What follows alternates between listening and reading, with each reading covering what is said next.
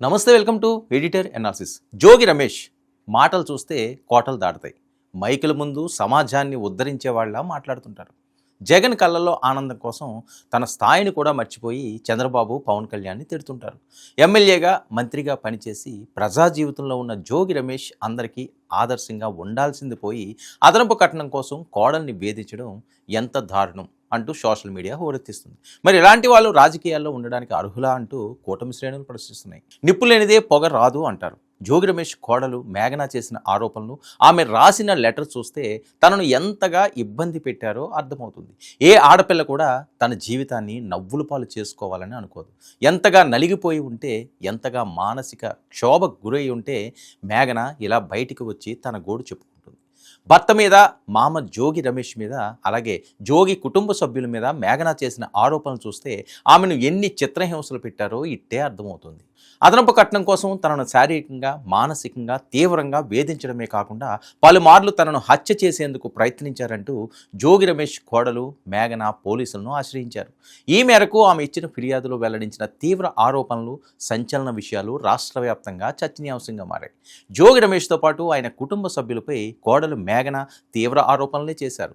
పోలీసులకు ఇచ్చిన ఫిర్యాదులోని వివరాల ప్రకారం 2025 మే 28న సూర్యాపేటలో జోగి రమేష్ కుమారుడు జోగి రాజీవ్తో మేఘనకు వివాహం జరిగింది.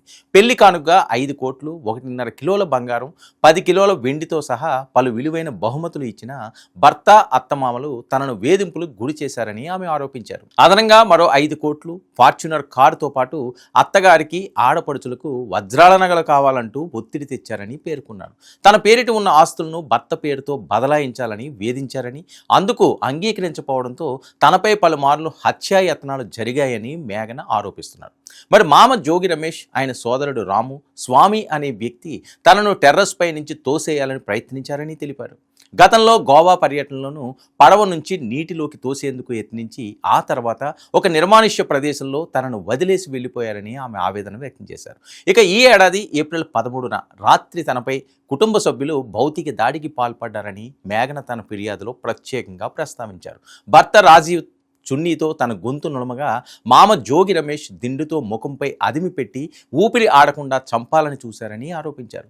ప్రాణభయంతో వేడుకోవడంతో చివరకు వదిలేశారని పేర్కొన్నారు. తాను పూజలు నిర్వహిస్తుంటే అవమానించేవారని, తన అత్తమామల కుటుంబం క్రైస్తవ మతంలోకి మారిన విషయం తనకు ఆ తర్వాతే తెలిసిందని ఫిర్యాదులో వివరించారు. చూడండి, ఎంత దారుణం అంటే ఎవరికి నచ్చిన మతం వారు పాటించవచ్చు, కానీ పెళ్లి చేసేటప్పుడు చెప్పకుండా మోసం చేయడం అన్నది చాలా దారుణం. అసలు క్రైస్తవం తీసుకుని ఆ విషయాన్ని చెప్పకుండా దాచిపెట్టి పెళ్లి చేయడంలో చీటింగ్ కేసు కూడా నమోదు చేశారు పోలీసులు. ఇక అత్యంత దారుణమైన విషయం ఏంటంటే, ఇంకో భయంకరమైన విషయాన్ని కూడా దాచిపెట్టి ఆడపిల్ల వాళ్ళకి చెప్పకుండా తన కొడుకుకు పెళ్లి చేశాడు జోగి రమేష్. అదేంటంటే, జోగి రమేష్ కొడుకు రాజీవ్ దాంపత్య జీవితానికి పనికిరాడని కోడలు మేఘన తన ఫిర్యాదులో ప్రస్తావించడం ఇప్పుడు సంచలనంగా మారింది. ఒక ఆడపిల్ల గొంతు కోయడమే అవుతుంది ఇది. మరి ఎవరు ఎలా పుట్టాలన్నది ఆ భగవంతుడి నిర్ణయం. కానీ ఫిజికల్గా అంతా సవ్యంగా ఉన్న ఒక అమ్మాయి తనలాగే శారీరకంగా అంతా సవ్యంగా ఉన్న అబ్బాయినే పెళ్లి చేసుకోవాలని కోరుకుంటుంది. కానీ ఈ విషయంలో తన కొడుకు లోపాన్ని దాచిపెట్టి ఒక ఆడపిల్ల గొంతు కోయడం అంటే జోగి రమేష్ను దారుణంగా శిక్షించాలన్న డిమాండ్ సర్వత్రా వినిపిస్తుంది. మాజీ మంత్రి కుటుంబంపై కోడలు చేసిన ఈ తీవ్ర ఆరోపణలు ప్రస్తుతం రాష్ట్ర వ్యాప్తంగా చర్చనీయాంశంగా మారాయి. మేఘన ఇచ్చిన ఫిర్యాదుపై పోలీసులు కేసు నమోదు చేసి విచారణ జరుపుతున్నారు. ఇక జరుగుతున్న పరిణామాలు చూస్తే జోగి రమేష్ కుటుంబం మొత్తాన్ని జైల్లో వేస్తారా అన్న చర్చ సోషల్ మీడియాలో ఇప్పటికే మొదలైంది. మేఘన ఇచ్చిన ఫిర్యాదును సమగ్రంగా పరిశీలించిన ఇబ్రహీంపట్నం పోలీసులు తక్షణమే స్పందించారు. అయితే మాజీ మంత్రి జోగి రమేష్, ఆయన సోదరుడు జోగి రాము, భర్త జోగి రాజీవ్, వీరితో పాటుగా కుటుంబానికి చెందిన 11 మందిపై వివిధ సెక్షన్ల కింద కేసులు కూడా నమోదు చేశారు. ఇక వీటిలో వరకట్న నిషేధ చట్టం, గృహహింస నిరోధక చట్టం, చీటింగ్, హత్యాయత్నం వంటి తీవ్రమైన సెక్షన్లు కూడా ఉన్నాయి. ప్రస్తుతం ఈ కేసు నమోదు కావడం వల్ల జోగి రమేష్ కుటుంబం చట్టపరమైన సమస్యల్లో చిక్కుకుంది.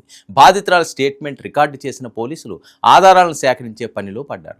అధికారం, ప్రాతినిధ్యం ఉన్న కుటుంబంలో ఇలాంటి తీవ్రమైన ఆరోపణలు రావడంపై సర్వత్రా చర్చ జరుగుతుంది. మరి ఈ వ్యవహారంలో తదుపరి చర్యలు ఎలా ఉండబోతున్నాయన్నది ఆంధ్రప్రదేశ్ రాజకీయ పరంగా చాలా ఉత్కంఠ రేపుతున్న అంశం. ఏదైనప్పటికీ కూడా ఆడపిల్లకి అన్యాయం చేయడం అన్నది చాలా దారుణమైన అంశం. మరి జోగి రమేష్ కుటుంబం ఎందుకు ఈ రకంగా ప్రవర్తించిందో, ఇందులో వాస్తవాలు ఏంటో, సోషల్ మీడియాలో వస్తున్న అంశాలు కథల కథలుగా వింటున్న అంశాలు ఎంతవరకు నిజం, మరి వాళ్ళ కుటుంబ పరిస్థితి ఎలా ఉండబోతుంది, జోగి రమేష్ రాజకీయ భవితవ్యం ఎలా ఉండే అవకాశం ఉంది, ఇది జరుగుతున్న చర్చ. చూద్దాం ఏం జరుగుతుందో. ఇది ఈనాటి ఎడిటర్ అనాలిసిస్. చర్చ ఉంటూ 99 న్యూస్.